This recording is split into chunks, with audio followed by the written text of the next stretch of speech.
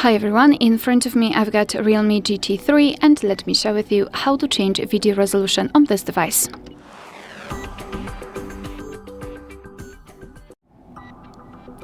So let's begin with opening the camera app, and currently we are in the standard photo mode, so let's switch to the video one. Just up on the video, if you can see the red color inside the shutter button, it means that for sure you're on the video mode. So now we can take a look at this option bar at the top, and the second position from the right is connected with the resolution. After tapping on it, you can see that we've got three different options, so a 1080p which is currently applied, 720p and 4K. Under it we've got also frames per second, we can change it. So simply tap on the specific option you'd like to use, and as you can see it is immediately shown on this icon, which means that from now on your device will use the chosen resolution whilst recording a video. Alright, so that will be all. Thank you so much for watching. Please hit the subscribe button and leave the thumbs up.